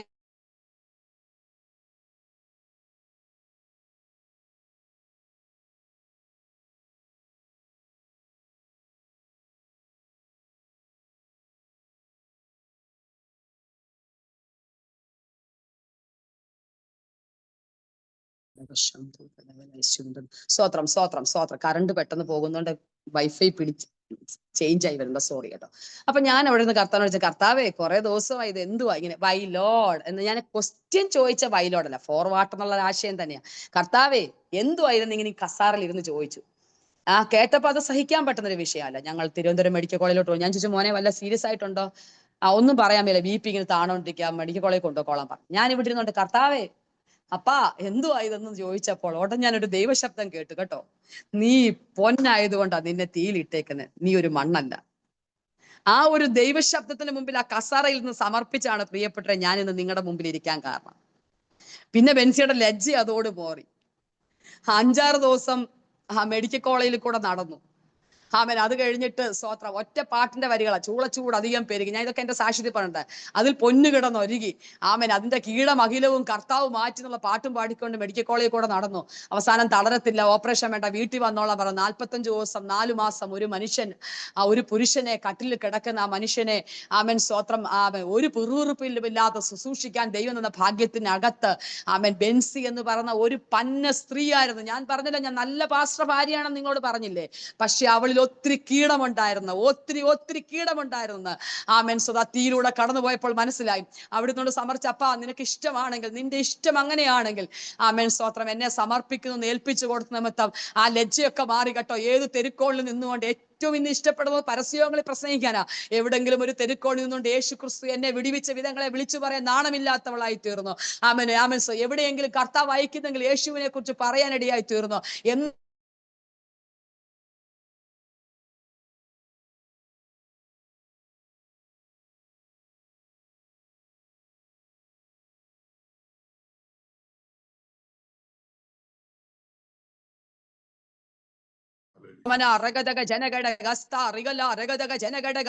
ഉപവാസ പ്രാർത്ഥന 21 ദിവസം കാത്തിരുന്നപ്പോൾ ഉണ്ടായ ഒരു കൃപാവരമല്ലിത്, തീച്ചൂളയിൽ നിന്ന് പുറത്തു വന്നതാണ്. അതുകൊണ്ട് ഇയ്യോബിനോട് പറ, സ്തോത്രം. ഇയ്യോബ് പറയും, ഞാൻ ശരിയാ, എനിക്ക് ഇച്ചിരി സ്വയനീതീകരണം ഒക്കെ ഉണ്ടായിരുന്നു കേട്ടോ. ഇയ്യോബ് 42-ാം അധ്യായത്തിൽ വരുമ്പോൾ പറഞ്ഞൊരു സംഭവം ഉണ്ട്, ഞാൻ ഇതുവരെ കേട്ടതേ ഉള്ളായിരുന്നു, കണ്ടു. എനിക്ക് ആ പദങ്ങൾ ഭയങ്കര ഇഷ്ടപ്പെട്ടു കേട്ടോ. കേട്ടു, കണ്ടു. ഞാൻ അത് തന്നെ നിങ്ങളെ വായിച്ചു കേൾപ്പിച്ച ഇയ്യോബിന്റെ സഹിഷ്ണുത നിങ്ങൾ കേട്ടു, കണ്ടു. അപ്പൊ കേൾവിയിൽ നിന്ന് കാഴ്ചയിലേക്ക് പോകണമെങ്കിൽ ഇടയ്ക്കുള്ള ഡ്യൂറേഷൻ വലുതാണ്. കേൾവിയിൽ നിന്ന് സ്തോത്ര കാഴ്ചയിലേക്ക് പോകാനുള്ള അധ്യായങ്ങൾ 10-41 അധ്യായമാണ്. 42-ാം അധ്യായത്തിൽ ഇയ്യോബ് എഴുതി, സ്തോത്രം, ഞാൻ ഇതുവരെ കേട്ടിരുന്നതേ ഉള്ളൂ, ഇപ്പോൾ ഞാൻ കാണുന്നു എന്ന് പറയണമെങ്കിൽ നിന്റെ ഇടയ്ക്ക് ഒരു 41 അധ്യായവും എത്ര വർഷമാണെന്നൊന്നും ചരിത്രകാരന്മാർ എഴുതിയിട്ടില്ല കേട്ടോ. എത്ര നോക്കിയിട്ടും ഇത് എത്ര വർഷത്തെ ഗ്യാപ്പ് ഉണ്ടെന്ന് മനസ്സിലായില്ല, ഇത് എത്ര ദിവസം കൊണ്ട് അനുഭവിച്ചു തീർത്തൊന്നും ഒന്നും പറയാൻ പറ്റില്ല മക്കളെ. സ്തോത്രം സ്തോത്രം സ്തോത്രം. പ്രിയപ്പെട്ടവരെ, ഞാൻ നിങ്ങളോട് പറയുക, ആമേൻ സ്തോത്രം. പക്ഷേ ആമേൻ ഇയ്യോബ് പഠിച്ചു ഒത്തിരി കാര്യങ്ങൾ. എന്താണെന്നറിയാമോ? എന്നെ പൊന്നുപോലെ പുറത്തു കൊണ്ടുവരുന്നു. എനിക്കൊരു വീണ്ടെടുപ്പുകാരനുണ്ടെന്നും. എന്റെ ഈ ബോഡി ഇങ്ങനെ ചൊറിഞ്ഞു പോയാലുണ്ടല്ലോ, ഇതിങ്ങനെ ചൊറിഞ്ഞിരിക്കുന്നെങ്കിൽ, ഇത് ചൊറിഞ്ഞാലും ഞാൻ ഇതിനൊക്കെ ഒരു രൂപാന്തരം പ്രാപിച്ച് എനിക്കൊരു വീണ്ടെടുപ്പുകാരനുണ്ടെന്നും അവൻ എന്നെ പൊടിമേൽ നിർത്തുമെന്നും ഞാൻ അവന്റെ മുഖം കാണുമെന്നും ഇയ്യോബിനെ പഠിപ്പിച്ചത് കഷ്ടതയാകട്ടോ.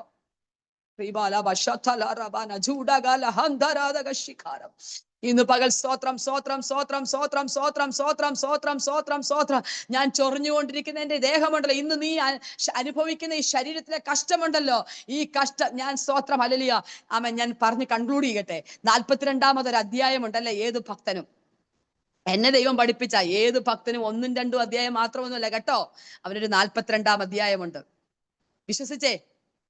ഇന്ന് കഷ്ടം സഹിക്കുന്നവർ അവിടെ കൊണ്ട് ഈ ഒരു കഥ ട്രാജഡി ആയിട്ട് അവസാനിച്ചിട്ടില്ല. ഈ നിങ്ങൾ പണ്ടത്തെ കാലത്ത് സിനിമയൊക്കെ കാണുന്ന ട്രാജഡി ആയിട്ട് അവസാനിക്കുന്ന സിനിമകളും ഉണ്ട്, അങ്ങ് വിക്ടറിയസ് ആയിട്ടും അങ്ങനെ വിജയിക്കുന്ന സിനിമകളും ഉണ്ടല്ലേ. ഈ നാടകം ഒരിക്കലും ട്രാജഡി ആയിട്ട് അവസാനിക്കാൻ ദൈവം അനുവദിച്ചില്ല.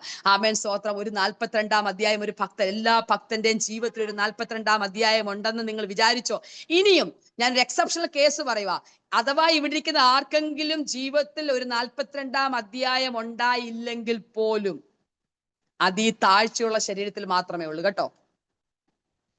അവരിൽ പലരും നമ്മള് ആമേൻ സ്തോത്രം സ്തോത്രം സ്തോത്രം സ്തോത്രം സ്തോത്രം. എന്താ നമ്മൾ വിശ്വാസ വീരന്മാരുടെ പട്ടിക ആമേൻ എബ്രായ ലേഖനം 11-ാം അധ്യായത്തിൽ വായിക്കുമ്പോൾ, അവർ വിശ്വാസത്താൽ നീതി നടത്തി, വിശ്വാസത്താൽ രാജ്യങ്ങളെ കീഴടക്കി, വിശ്വാസത്തിന്റെ ഒത്തിരി പട്ടിക പറഞ്ഞിട്ട് അവിടെ ഒരു പദം എഴുതിയിട്ടുണ്ട്, അവരിൽ പലരും നല്ലൊരു ഉദ്ധാരണം പ്രാപിക്കാൻ വേണ്ടി, നല്ലൊരു പുനരുത്ഥാനം പ്രാപിക്കാൻ വേണ്ടി, ഉദ്ധാരണം കൂടാതെ ഭേദ്യമേറ്റുന്നൊരു വാക്യമുണ്ടെങ്കിൽ, ഒരു പക്ഷെ ഒരു ഭക്തന് അങ്ങനെയും ഒരു അനുഭവം ഉണ്ടെങ്കിൽ അതിന് നമുക്ക് സ്തോത്രം ചെയ്യാം. അപ്പന്റെ ഇഷ്ടമാണ് ഇവിടെ നടക്കേണ്ടത്. അല്ല, എന്റെ ഈ കഷ്ടതയിൽ നിന്ന് മരണം വരെ എനിക്കൊരു വിടുതലില്ലെങ്കിലും അതെന്റെ പ്രിയപ്പെട്ടവരെ മരണം വരെ ഉള്ളു. ഇനി അത് എത്ര ദിവസം ബാക്കിയുണ്ട്? ഇനി എത്ര ദിവസം ബാക്കിയുണ്ട്? അതുവരെ മാത്രമേ ഉള്ളൂ. അത് കഴിയുമ്പോൾ നമ്മുടെ ഈ രോഗമുള്ള താഴ്ചയുള്ള ശരീരങ്ങളൊന്നും അത് എക്സെപ്ഷണൽ കേസുകളാണ്. സ്തോത്രം. കർത്താവിന്റെ രാജ്യം നിമിത്തം നീതി നിമിത്തം വിശ്വസ്തയോടെ കഷ്ടം സഹിക്കുന്നത് അവസാനം വരെ ഒരു ഭക്തന് ദൈവം വെച്ചിരിക്കുന്നതാണെങ്കിൽ, ആമൻ യാക്കോബ് പറയുക, പരീക്ഷ സഹിക്കുന്ന മനുഷ്യൻ ഭാഗ്യവാൻ, അവൻ കൊള്ളാകുന്നതിനായി തെളിഞ്ഞ ശേഷം അവന് വേണ്ടി ഒരു ജീവകിരീടം കർത്താവ് വെച്ചിരിക്കുന്നു. സ്തോത്രം സ്തോത്രം. കഷ്ടതയില്ലാത്ത, ദുഃഖമില്ലാത്ത, മുറവിളിയില്ലാത്ത ഒരു നാടിന് വേണ്ടി കാത്തിരിക്കുന്ന ഒരു ഭക്തൻ അഥവാ ഇനി ഇങ്ങനെ തന്നെ ഈ ലോകത്തിൽ മരിച്ചുപോയാലും, അതുകൊണ്ടാണ് ഞാൻ പറഞ്ഞ എല്ലാവരും ഉദ്ധാരണം പ്രാപിച്ചില്ല. ഞാൻ എന്റെ പ്രസംഗത്തിൽ പ്രിയപ്പെട്ടവരെ നിങ്ങൾ എല്ലാവരും വിടുവിക്കപ്പെടും. നിങ്ങൾക്ക് എല്ലാവർക്കും ഒരു 42-ാം അധ്യായം ഉണ്ടായിരിക്കും. നിങ്ങൾക്കെല്ലാം ഇരട്ടി കിട്ടിയൊരു അധ്യായം ഉണ്ടായിരിക്കുമെന്ന് ഞാൻ നിങ്ങളോട് പറയുമ്പോഴും, ഉദ്ധാരണം കൂടാതെ ഭേദ്യമേറ്റവരോട് ഒരുപക്ഷെ ഞാൻ നീതി കാണിക്കേണ്ടത് കൊണ്ട് ഞാൻ പറയുകയാണ്, അഥവാ ഇനി കഴിഞ്ഞ ദിവസം പരിശുദ്ധാത്മാവ് എന്നോട് പറഞ്ഞു, ഈ കഷ്ടതയുടെ എന്നോട് ദിവസം പറഞ്ഞു, ഇനി കർത്താവുമായിട്ട് മാത്രം ബന്ധമല്ലേ. അപ്പൻ കർത്താവ് എന്നോട് പറയാം, അതുവരെ എനിക്ക് കിട്ടിയിട്ടില്ലാത്ത എന്നോട് പറയാത്തൊരു കാര്യം. ഞാൻ വിചാരിച്ചു ഞാൻ പ്രാർത്ഥിക്കുന്ന എല്ലാ വിഷയത്തിനോട് മറുപടി കണ്ട് എന്റെ കർത്താവ് എന്നോട് പറഞ്ഞ സകല വാക്കുകളും കണ്ട് ഞാൻ മരിക്കത്തോളം ഇങ്ങനെ ഭയങ്കര വിശ്വാസം ഇരുന്നപ്പോ ഒരു ദിവസം ദൈവം എന്നോട് പറഞ്ഞു, സ്തോത്രം സ്തോത്രം സ്തോത്രം, നീ പ്രാർത്ഥിച്ച പല വിഷയത്തിനും മറുപടി നീ ഇവിടെ കാണത്തില്ലെന്ന്, നിന്റെ കണ്ണുകൊണ്ട് കാണത്തില്ലെന്ന്, നിനക്ക് ശേഷം നടക്കുമെന്ന്. ആ ഒരു റെവലേഷൻ നമുക്ക് വേണം പ്രിയപ്പെട്ടവരെ. നിന്നോട് പറഞ്ഞ ചില വാക്തത്വങ്ങളൊക്കെ ചിലപ്പോൾ നിന്റെ കണ്ണുകൊണ്ട് കണ്ടെന്നിരിക്കത്തില്ല. നിനക്ക് ശേഷം നടക്കാനുള്ളത് നിന്നോട് പറഞ്ഞേക്കുന്ന ദൂത വാക്തത്വം നിവർത്തിക്കപ്പെടും, പക്ഷെ ഒരു പക്ഷെ നിന്റെ കണ്ടുകൊണ്ട് കാണണം. അവനൊന്ന് വിശ്വസിച്ച് നമുക്ക് എല്ലാവർക്കും ദൈവസന്നിധി നമ്മളെ ഒന്ന് സമർപ്പിക്കാം. സ്തോത്രം സ്തോത്രം സ്തോത്രം സ്തോത്രം സ്തോത്രം സ്തോത്രം. കർത്താവിന്റെ ദാസി പ്രാർത്ഥിച്ചു, ഇയ്യോബ് തന്റെ സ്നേഹിതന്മാർക്ക് വേണ്ടി പ്രാർത്ഥിച്ചു എന്നല്ലേ. എന്റെ പ്രിയ സഹോദരി, എന്റെ ആന്റി, സ്തോത്രം സ്തോത്രം ഹല്ലേലൂയ. എന്റെ സഹോദരന്മാരെ, ഇയ്യോബ് പ്രാർത്ഥിച്ച സ്നേഹിതന്മാരെ എങ്ങനെയുള്ള സ്നേഹിതന്മാരായിരുന്നു? ഇയ്യോബ് പ്രാർത്ഥിക്കാൻ ദൈവം ഇയ്യോബിനോട് പറഞ്ഞോ? ദൈവം ഇയ്യോബിനോട് പറഞ്ഞോ പ്രാർത്ഥിക്കാൻ? എങ്ങനെ ആ കോണ്ടെക്സ്റ്റ് കിടക്കണേ? ഇയ്യോബ് എങ്ങനെ ഈ സഹോദരന്മാർക്ക് വേണ്ടി പ്രാർത്ഥിക്കാൻ കാരണം? ഇയ്യോബിനോട് ദൈവം പറഞ്ഞോ, നിന്നെ പള്ളു പറഞ്ഞ സഹോദരന്മാർക്ക് വേണ്ടി നീ പ്രാർത്ഥിക്കെന്ന് പറഞ്ഞോ? ഇല്ല. ദൈവം ഈ സഹോദരന്മാരോട് പറഞ്ഞു, നിങ്ങൾ ഇത്രയും നേരം ഇരുന്ന് വായ്പടച്ച് പറഞ്ഞതെല്ലാം എന്റെ ദാസനായ ഇയ്യോബിനെതിരായിട്ടാ. അതുകൊണ്ട് ഒരു 7 കാളയും ഒരു 7 ആടിനെയും വാങ്ങിച്ചുകൊണ്ട് നേരെ ചെന്നിട്ട് ഇയ്യോബിനോട് പറ നിങ്ങൾക്ക് വേണ്ടി പ്രാർത്ഥിക്കാനെന്ന്. മാത്യുസങ്ങളെ, നമുക്കെതിരെ പറഞ്ഞ ഒരു പുള്ളി രാവിലെ എഴുന്നിട്ട് പ്രാർത്ഥനാ വിഷയം കൊണ്ട് വന്നേക്കാം മാത്യൂസ് അങ്കിളിനോട് പ്രാർത്ഥിക്കാൻ. എങ്ങനായിരിക്കും പ്രാർത്ഥനയുടെ ടൂണെന്ന് എന്നോടൊന്ന് പറ, അല്ലെ തന്നെ മനസ്സിൽ പറ. എനിക്കറിയാമടാ കൊച്ചാ, നീ എന്റെ അടുക്ക തന്നെ വരുമെന്ന്. കൊച്ച നീ ഇവിടെ തന്നെ വരുമെന്ന് എനിക്കറിയാം. അതല്ലേ നമ്മുടെയൊക്കെ മനോഭാവം? നമുക്ക് എന്തെളുപ്പം ഇയ്യോബിന് ഇരുട്ട് കിട്ടിയെന്ന് പറയാൻ. പക്ഷെ ഈ 7 കാളയും പിടിച്ചോണ്ട് ഈ പുള്ളികൾ വന്നപ്പം തീന്ന് പുറത്തു വന്ന, പൊന്നുപോലെ പുറത്തു വന്ന ഇയ്യോബിന് അവർക്ക് വേണ്ടി പ്രാർത്ഥിക്കാൻ ഒരു ബുദ്ധിമുട്ടും വന്നില്ല. അവരുടെ പാവം ക്ഷമിക്കണമേന്ന് നമ്മളെ പോലെ ഉള്ളിൽ അകൃത്യം കരുതിക്കൊണ്ടല്ല പുള്ളി പ്രാർത്ഥിച്ചത്. അത് കഴിഞ്ഞപ്പോഴാ ഇരട്ടിയൊക്കെ കിട്ടി. ഇരട്ടി കിട്ടിയിട്ടുള്ളൊരു പ്രാർത്ഥനയല്ല ഇവിടെ. ഇയ്യോബ് തന്റെ സ്നേഹിതന്മാർക്ക് വേണ്ടി പ്രാർത്ഥിച്ചപ്പോൾ ഇരട്ടി കിട്ടിയെന്ന് നമുക്കിന്ന് പറയാനൊരു ബലമുണ്ട് ഇയ്യോബിന്. പക്ഷെ ഇയ്യോബിന്റെ പ്രാർത്ഥന എന്ന് പറയുന്നത് ഇവന്മാർ ആടിനെ അടിച്ചോണ്ട് വന്നേച്ച് അച്ഛാ ഞങ്ങൾക്ക് വേണ്ടി മോനെ അല്ലെ കൂട്ടുകാരാ, ഞങ്ങൾക്ക് ഇയ്യോബേ ഞങ്ങൾക്ക് വേണ്ടി പ്രാർത്ഥിക്കും, ഞങ്ങൾ അറിയാതെ പറഞ്ഞു പോയതാന്ന് പറഞ്ഞുകൊണ്ട് നിർത്തിയപ്പോൾ ഉള്ള ഹൃദയത്തിന്റെ അകത്തൂന്ന് കൃപ കൃപ. എന്റെ ആന്റിമാരെ, പൊന്നുപോലെ പുറത്തു വന്നു കഴിഞ്ഞാൽ പിന്നെ പ്രാർത്ഥിക്കാൻ പറ്റുമെന്നേ. യെസ്, സ്വത്രം സ്വത്രം സ്വത്രം. ഇങ്ങനെയൊക്കെ ഉള്ള വന്നു കഴിയുമ്പോൾ നമുക്ക് പ്രാർത്ഥിക്കാൻ പറ്റുമെന്ന് നമുക്കൊന്ന് സമർപ്പിച്ചു കൊടുക്കാം ഈ ദിവസങ്ങളിൽ. ഹല്ലേലൂയ, സ്വത്രം സ്വത്രം സ്വത്രം സ്വത്രം സ്വത്രം. പിന്നെ സഹോദരന് വേണ്ടി പ്രാർത്ഥിക്കാനും ബുദ്ധിമുട്ട് വരത്തില്ല, വിഷമിപ്പിക്കുന്നതിന് വേണ്ടി പ്രാർത്ഥിക്കാനും ബുദ്ധിമുട്ട് വരത്തില്ല, നിന്നെ നിന്ദിച്ചവനെ കാണുമ്പോൾ ഹായ് പറയാനും ബുദ്ധിമുട്ട് വരത്തില്ല, നിന്റെ വീട്ടിൽ മുമ്പേ പറഞ്ഞ പോലെ നിന്നെ കാണാൻ വരാഞ്ഞോനും അവൻ നിന്നൊക്കെ ഫോൺ ചെയ്യാത്തവരെയും കാണുമ്പോൾ ഒരു വിഷമവും തോന്നിക്കത്തില്ല. സ്വത്രം സ്വത്രം സ്വത്രം. പക്ഷെ തീന്ന് പുറത്തു വരും. കൃപ കൃപ കൃപ കൃപ കൃപ കൃപ. ആമേൻ, സ്തോത്രം. യാക്കോബ് പറയുക, ഞാൻ ഇനി ഒരു കാര്യം കൂടെ പറഞ്ഞ് കൺക്ലൂഡ് ചെയ്യട്ടെ. സ്തോത്രം സ്തോത്രം.